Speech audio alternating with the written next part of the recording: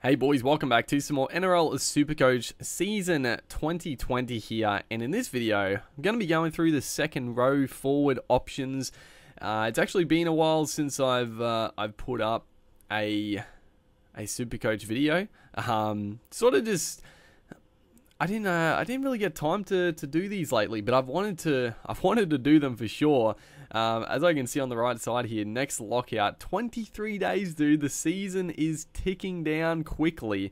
The previous video I uploaded, I actually made that video a couple of weeks ago, but I sort of forgot to upload it. So it would have been the front row options. So now we're moving on to the second row options. And this is a really, I mean, a lot of positions are very, very touchy. I feel, I would say the fullbacks are very tough to pick. The halves, I feel like the halves are tough to pick, but there's not as many options. And then the second row forwards are probably the third toughest area to pick, just because there's so many options.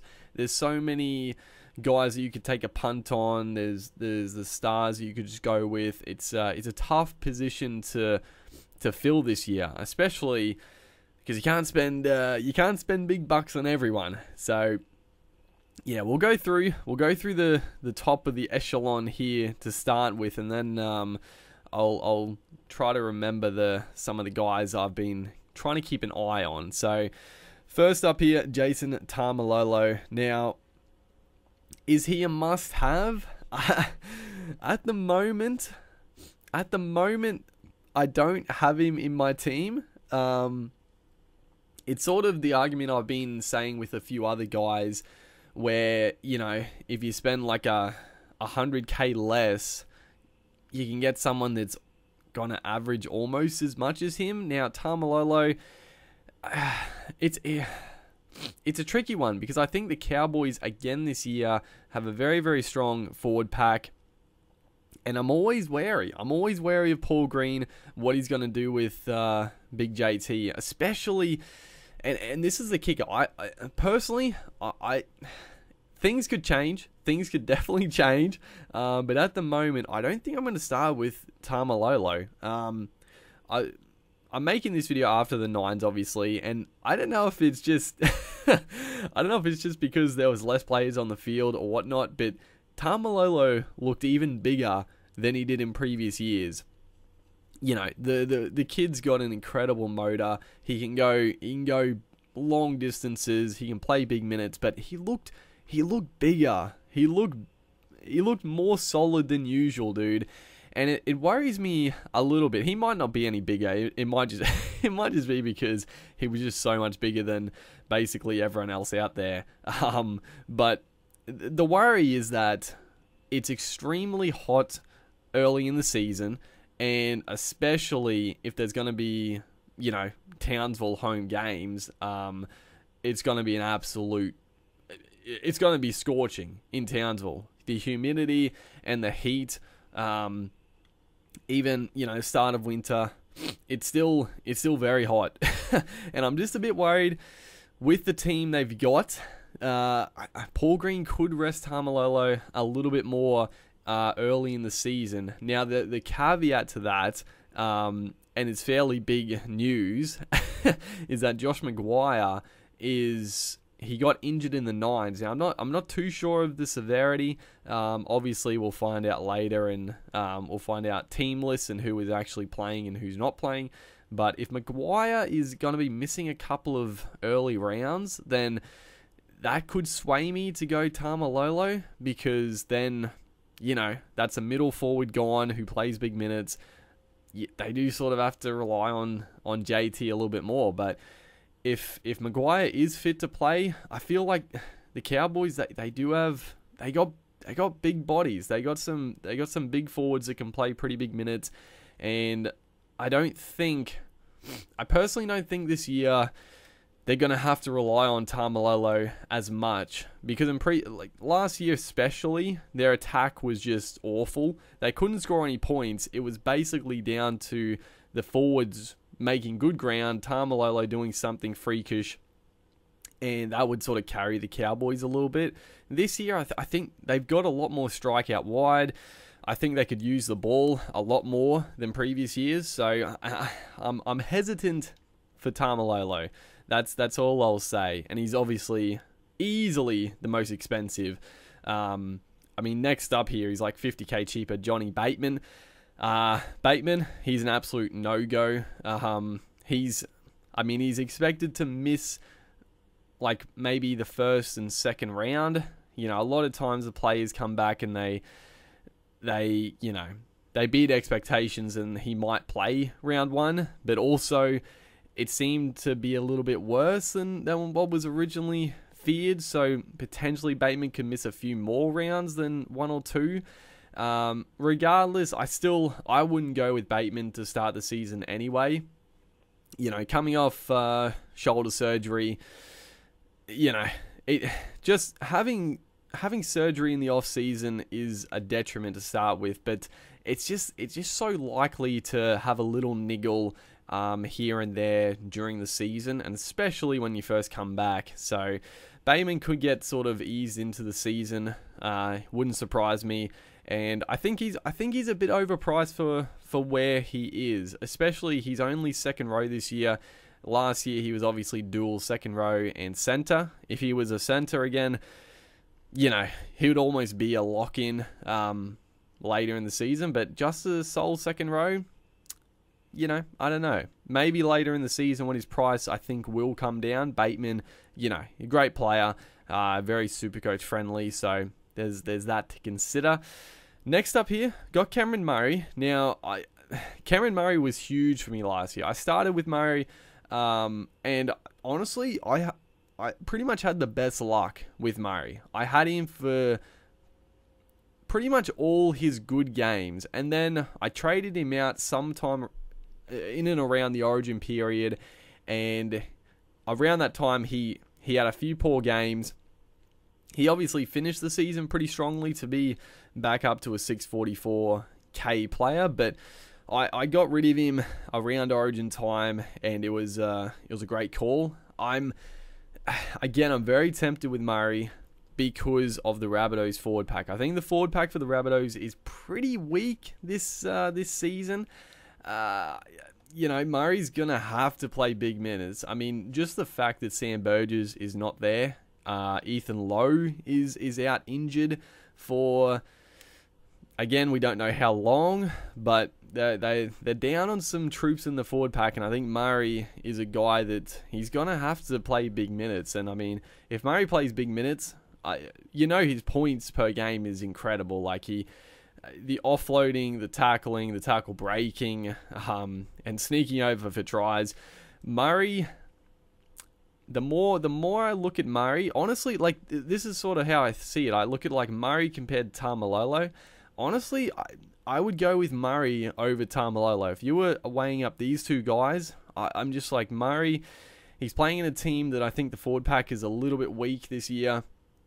No Burgess, Ethan Lowe injured, and then Malolo, obviously he's an absolute monster, but you know, he could get eased into the season. I don't think the Cowboys need to rely on him as much this year.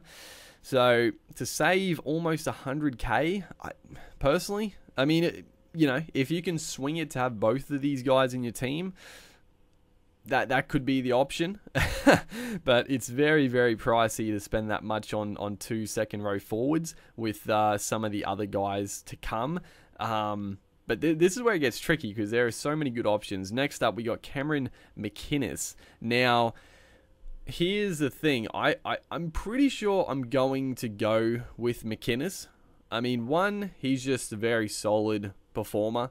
You know, he's just a solid performer. He's going to get 60, 70 points for you. Plenty of tackles. Hopefully, he can do some attacking stats like last year, and he's a hooker / second row forward. Now, the reason this is so crucial is because I'm pretty confident that I am going to be going with Api Coruscant and Blake Brayley in my hooking options. Now, obviously, the big risk in that is not having an absolute star like a Smith or a Cook. But having Cameron Mccinnis in the second row, if one of those guys if one of those guys, or mainly if Api Coruscant has a bit of a shock at a start, I can swing Cameron Mcinnis up to dummy half and then trade Api Coruscant for a second row forward. Is that how it works? I'm pretty sure you can do it. There's a weird way you can do it. So that's sort of the way I'm thinking I'm going to have to set my team. If I have Coruscant and Brayley as my dummy half options, I'm pretty much going to have to pick Mcinnis. If I don't go with Coruscant and I go with a star dummy half, then Mcinnis isn't a must-have for me, but that sort of depends. Mcinnis, though, I think is a very safe option. Ryan Madison. I feel like everybody is just starting out more expensive than previous years. You know, Madison, obviously at a new club. Without Manu was a guy I had last year who performed just incredible for me. I got him in before everyone else was talking about it, and I felt pretty happy about it. I brought him into the centres, and then all of a sudden, a couple of weeks later, Mau scoring like 70, 80 points. The podcast guys on Supercoach were talking up Mau, and I'm just there like, yeah, dude, obviously, Mau was a given. It's with Mau gone, there's a second row spot there, and surely, Manson was... He was a frustrating one last year at the Tigers. He was scoring really well, and then he was getting like less minutes than usual some games, and then other games he was playing huge minutes. I feel like at the Eels, I don't know. Is he locked in for 80 minutes on an edge? I feel like he should be. But yeah, I don't know. He's a guy. Again, I look at this, I'm like, Cameron Murray 644, Ryan Madison 626. If I had the choice, I'd be going Cameron Murray over Madison, just because the Eels, they do have a stack. They've got a lot of forward depth at the Eels, and that worries me. So the minutes might get mixed around a little bit for them. Murray is pretty much guaranteed to play 60 minutes or so at lock, so he's going to score well. Manson, at times, he can have quiet games. He can make 40 tackles, but not really run the ball. So Manson versus Murray, I'd be going Murray, and Mcinnis probably. So they're about the same price. Manson at the moment, he's a little bit risky in my opinion at a new club. Not too sure about him, and he's starting over 600k. I feel like he'll have a good season, but I feel like it's a little bit hefty at the moment. James Fisher-Harris, obviously he's a guy we talked about in the front row options. I wouldn't be getting, basically, if you're going to get James Fisher-Harris, you should get him in the front row forwards. And I don't think there's anything wrong with that. I always feel like it's just a risky play to get Fisher-Harris, but, he's a good player. He's a very good player. Kenny Bromwich, 600k, had an excellent season last year. Honestly, probably his breakout season. He's been good for a number of years, but I feel like last year he just really stood up. I feel like his skill was just better than previous years.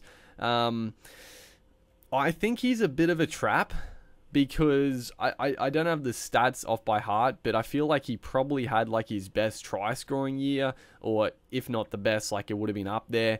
He had a lot of try assists. He just had a lot of attacking stats. So I think Kenny Bromwich is a definite trap. 100%. And the reason why that is because he is based, his price here, it's based off having his best season, in my opinion. Again, I don't have the exact stats of previous years. I don't have the data, unfortunately, for that. But I know for a fact that was his best year in Supercoach. I don't think he's had a better year. So he's priced to his best season. I don't think he can go better than last year. I really don't think so. So 600k, I think it's a bit much. I think he'll be a good player again, but if you're going to get him, you can probably pick him up a fair bit cheaper in a few weeks, I would say. I think his attacking stats, they just won't be as high, and his price will drop. I think there's much better options around the price. Jake Trbojevic, honestly starting out pretty cheap, but he's basically a no-go. He's had a shoulder issue. They're saying here expected to return round 1 or 2, but again, you know, we've seen it before. We saw it with his brother last year. He came back when he was apparently right to go, did his hammy. So yeah, I'd be steering clear of Jake Trbojevic to start the year. And I would say the whole year, because I mean, Jake could have he might not play the first couple of rounds, and I think he might be a bit slow to start. And then obviously he'll play Origin. So, I mean, maybe like late in the year, his price will be pretty low, in my opinion. You might pick him up for a late season burst, but a definite no-go to start, in my opinion. Mitch Barnett, Barnett, good player. I think he's actually fairly underrated at the Knights, but I think he's fairly similar to a Kenny Bromwich. I think he had a pretty outstanding year last year with quite a few tries and line breaks. Barnett's he's just not a guy I would go for. Playing on an edge, he really relies on attacking stats. Yeah, and at that price, I just think there's better options. As we look at the guy below him, Jai Arrow, 575k. Obviously last year, just, you know, played with injuries like usual. At the moment, I've got him in my team, and I think I'm gonna keep him. He played in the 9s, so I mean, obviously fitness is not a problem. If there are any sort of niggles, I mean, he wouldn't have played. So that's good. That's very good signs. And I feel like, I mean, if Arrow plays and he plays unhampered by injuries, he's gonna be huge. He's gonna be absolutely huge this year. So Arrow at the moment is in my team. Next guy here, we got Corey, Harawira, Naira. He's a tricky one as well, dude. I mean, if Harawira Naira was guaranteed 80 minutes on an edge, he would almost be a must-have, because he just offloads. You know, he's not going to be a guy that makes 40 tackles and runs 20 times a game. That's not really his go, but every time he runs the footy, he's not guaranteed to break a tackle in an offload, but he's very, very likely. He's not a guy that just runs a line just straight up. He's a guy that sort of steps around, goes across field, brushes a tackle, gets a little offload. He's an attacking weapon, but I just can't go him at the moment.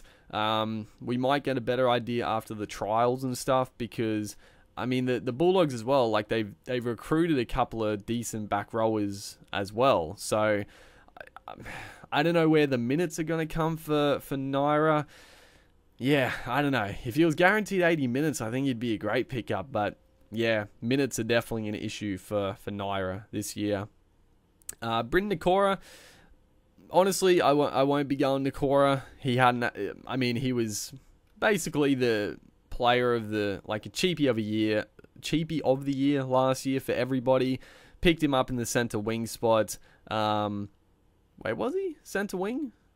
Second row? Was he dual positions? Am I losing my mind? Yeah, he was definitely second row centre wing, right?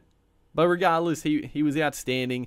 He made a huge amount of money. He got massive points. But honestly, you know, he sort of tapered off a bit. And I feel like at the end of the day, at this price, as just a second row forward, there's better options.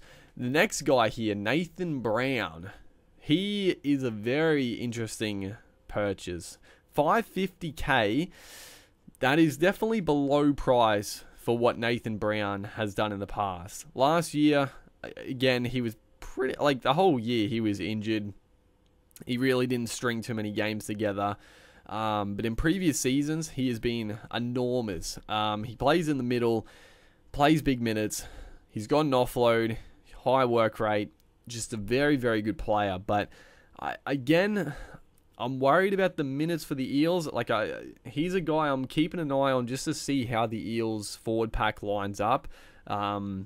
Because, yeah, like I said, they've got so many, I feel like they have so many back row forwards that can probably play in the middle as well. You know, Manson is a guy that, he played lock a lot last year for the Tigers, so I don't know. I don't know how the team's going to shape up, but Nathan Brown, he's definitely on my watch list at that price. Tohu Harris, good player in the past, won't be going there. Viliami Kikau. Honestly, before the Nines, I wasn't really even thinking about Kikau, and I know the Nines, you can't get too excited, especially Kikau. Kikau in the Nines, he's obviously going to be unstoppable, but 540k, dude, I'm very, very tempted. I'm disappointed. I wish he was a second row, front row option like Pengai Jr. I'd probably go Kikau over Pengai Jr., but Kikau, he's really he's really piqued my interest. He looked extremely fit. He looked like an absolute monster. He was massive, but he also just looked fit as all heck. And he can just do anything, this kid. So Kikau, he's on my watch list for sure. Him and Brown, they're guys I'm very, very keen on, but I don't know if I'm going to be able to squeeze them in. Josh Jackson, Garner, Graham, pretty much not really relevant to me. Jazz Tavanga, unfortunately he's injured and expected to be back around 4 or 5, so it's a no-go. But for 530k, if he was fit for round 1, I'd probably be going to Vanga.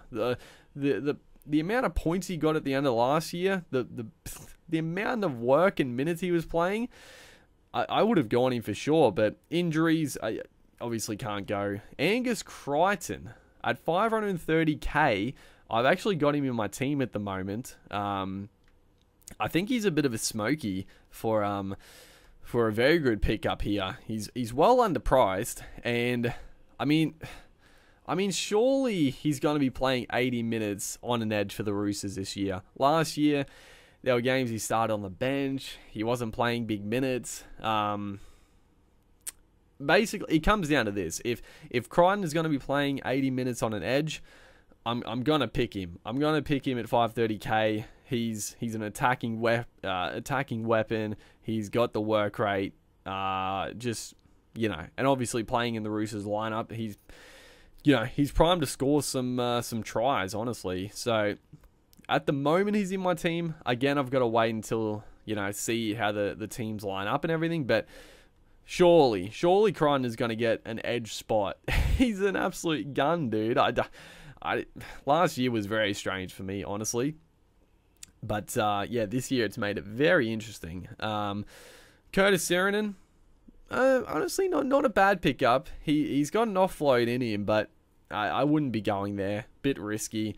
And then the rest of these guys, Butcher, Finucane, Lane, Cordner, basically not really too interested. David Fafita, I think he's in my team, obviously, to start with, and he's going to be in most people's team. I don't know what, I think it was like 40% have Fafita. Might have been like 30, 40.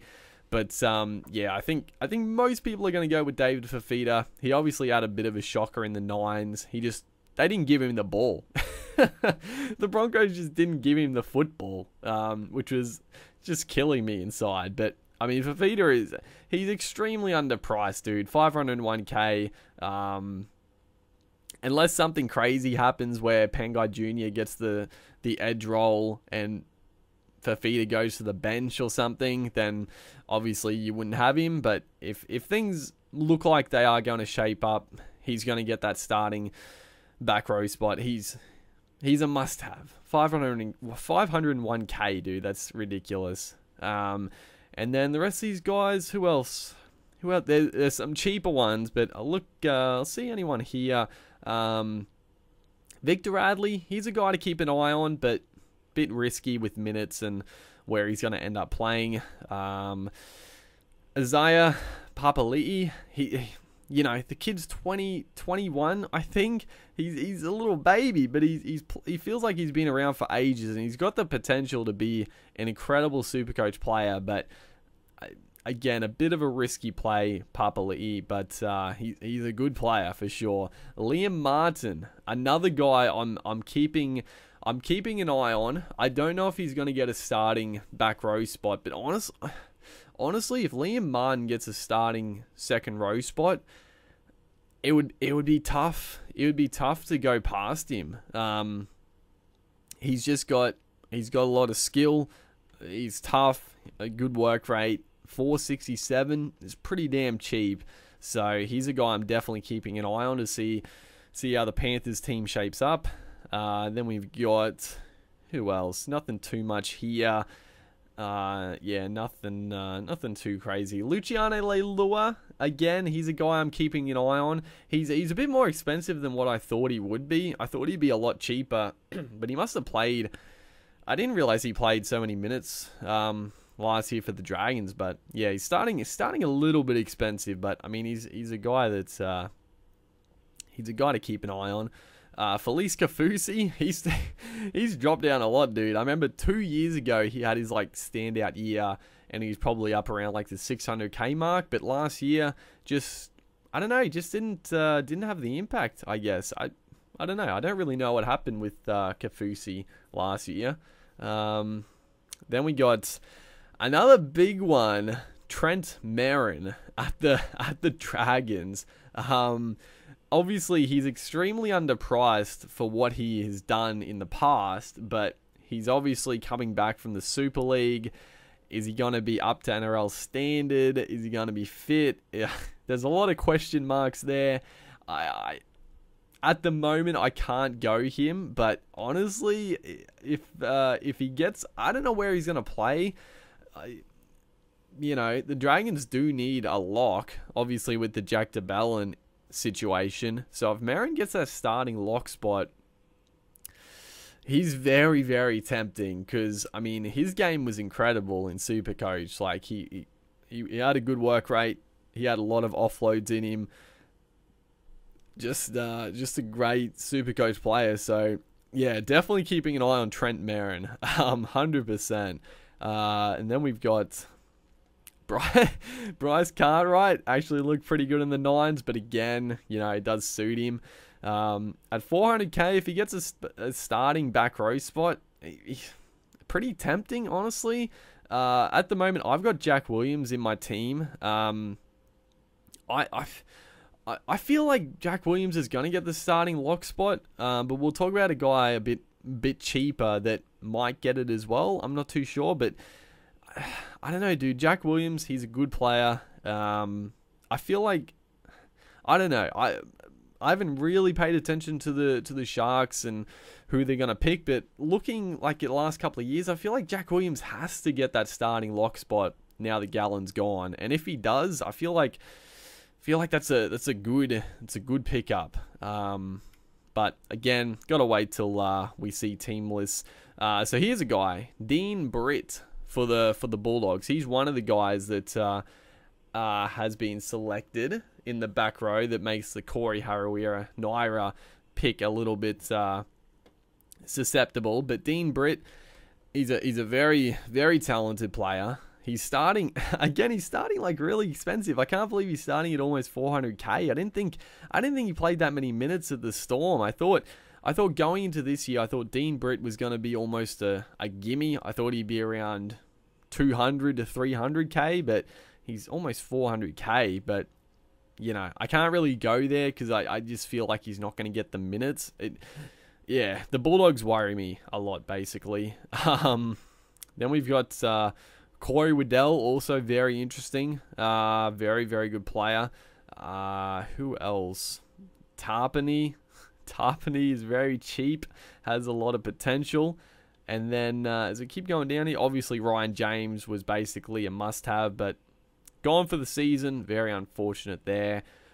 Cohen Hess, dude. So I'll talk about these two guys, Cohen Hess, Joe Simpson. At the moment, I've got Joe Simpson in the team, but honestly, if Cohen Hess gets the starting back row spot at the Cowboys, I would easily switch Stimson with Cohen Hess. I don't think I'm going to keep Stimson just because, again, I mean, you look at the Bulldogs. They've got Adam Elliott, they got Josh Jackson, Stimson, Harawira Naira, Dean Britt.